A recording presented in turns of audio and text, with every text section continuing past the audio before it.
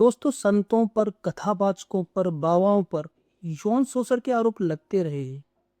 बहुत बार ऐसा भी हुआ है कि ये आरोप झूठे भी पाए गए हैं और बहुत बार ऐसा भी हुआ है कि संत, महात्मा, कथावाचक और बाबा जेल में भी गए हुए। लेकिन हाल ही में जो आरोप लगा हुआ है वो कोई संत महात्मा पर नहीं है और हिंदुओं के सबसे महान, सबसे ऊंचे ऐसा रहे भगवान, क्योंकि शंकराचार्य को भगवान की पदवी दी गई है। उन शंकराचार्य पर यौन शोषण के आरोप लग जाते हैं। जो ब्रह्मचारी आशुतोष है उस पर भी बहुत सारे पहले से मुकदमे हैं। गौ हत्या, बलात्कार, रेप, पता नहीं क्या क्या, गुंडा एक्ट, वो तो दर बदर भी रह चुका है। उसने ये एफआईआर करवाई, उसने ये आरोप लगाए, ये सबसे बड़ी बात है। उन शंकराचार्य पर अपने बटकों के साथ दुराचार के आरोप लग जाते हैं। दोस्तों, क्या ये कहीं साजिश तो नहीं? नमस्कार दोस्तों, स्वागत है आपका मेरे यूट्यूब चैनल पर। कहीं ये राजनीतिक षड्यंत्र तो नहीं? आज हम समझेंगे इस वीडियो के द्वारा इसके पीछे की क्या सच्चाई हो सकती है, इसके पीछे की साजिश क्या हो सकती है, उनको हम पॉइंट टू पॉइंट आपको बताएंगे। तो वीडियो को अंत तक देखना।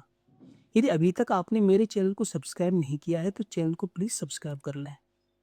दोस्तों, हाल ही में शंकराचार्य अभिमुक्तेश्वरानंद जी पर एफआईआर के कोर्ट ने आदेश दे दिए और उन पर जो एफआईआर दर्ज कराने वाले महाराज हैं आशुतोष ब्रह्मचारी, वो जगत गुरु राम भद्राचार्य के शिष्य भी है और उन पर भी बहुत 23 या 27 समथिंग मुकदमे भी हैं। रेप, गौ हत्या का भी मुकदमा है उन पर। उन्होंने किसी के साथ में मिलकर गौ मांस की तस्करी भी की थी, ऐसा उन पर आरोप है और उन पर एफआईआर है। 27 या 23 मुकदमे हैं और संगीन धाराओं में गुंडा एक्ट के हैं।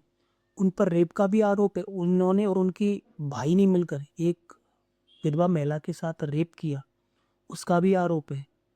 उनके भाई विनीत शर्मा पर भी। अब वही व्यक्ति जाकर के शंकराचार्य के खिलाफ एफआईआर दर्ज कराता है और शंकराचार्य के शिष्य के खिलाफ भी एफआईआर दर्ज कराता है और बताता है कि इन लोगों ने अपने जो नाबालिग शिष्य हैं उनके साथ दुराचार किया है, यौन शोषण किया है। वो आरोप तो कुछ इस तरह के लगाते हैं जो मैं शायद आपको बता भी नहीं सकता। लेकिन दोस्तों, इसके पीछे एक थ्योरी और भी है। वो थ्योरी ये है कि ये सारा मामला हुआ कहाँ से, क्योंकि वो तो शंकराचार्य की श्रेणी में थे। उनके आगे तो हमारे प्रधानमंत्री, हमारे मुख्यमंत्री, तमाम प्रकार के नेता, राजनेता नतमस्तक होते थे। आखिर उनके पीछे अचानक एक थ्योरी जनरेट कैसे हो गई? क्योंकि इन सब की कहानी कहीं ना कहीं मिलती हुई माघ मेले से दिखती है। आपको ज्ञात ही होगा, मैंने इस पर वीडियो भी बनाया है, आप चाहें तो लिंक में जाकर के देख सकते हैं कि माघ मेले में शंकराचार्य जी अपने बग्गी के साथ जब स्नान करने के लिए निकले थे तो प्रयागराज की पुलिस से उनकी झड़प भी हुई। फिर प्रयागराज की पुलिस और माघ मेला प्रशासन ने उनको नोटिस भी दिया था कि आपको ये भूमि आवंटित की गई, आपसे क्यों ना ली जाए, आप शंकराचार्य होने के सबूत दीजिए। वहीं से कहीं ना कहीं ये जो विवाद था वो बढ़ता गया। स्वामी शंकराचार्य मुक्तेश्वरानंद जी ने भी एक बार तो योगी जी को काली नेमी बोल दिया और उन्होंने बहुत सारे आरोप लगाए। उन्होंने ये भी कहा था कि मैं गौ हत्या बंद कराना चाहता हूं तो सरकार मेरी आवाज को दबाना चाहती है, और ये विवाद बहुत बड़ा। और अंततः उन्होंने माघ मेले में स्नान नहीं किए और बिना स्नान करे ही वो वहां से चले गए। अब आगे चलकर यह प्रक्रिया बढ़ती जाती है। माघ मेला खत्म होते ही उनके ऊपर एफआईआर दर्ज हो जाती है शोषण के, यौन शोषण की। तो ये कहीं ना कहीं मिली हुई राजनीति सी लगती है, साजिश सी लगती है। लेकिन दोस्तों, सबसे बड़ी बात जो है वो ये है कि ये राजनीति हो, साजिश हो, इससे नुकसान किसका हो रहा है? शंकराचार्य जी का, या योगी आदित्यनाथ जी का, या बीजेपी सरकार का? नहीं।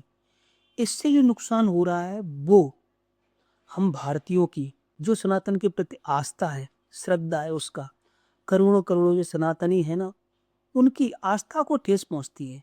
क्योंकि जब कोई बाबा बलात्कारी निकल जाता है, जब कोई बाबा यौन शोषण करते हुए पाया जाता है, जब कोई बाबा जेल जाता है, जब कोई संत भवाधारी जेल जाता है, तो हमारी जो आस्था है सनातन के प्रति वो कहीं ना कहीं डगमगा जाती है और उसका फायदा अन्य धर्म के, समाज के लोग इसका फायदा लेते हैं और राजनीतिक रूप से भी फायदा लिया जाता है।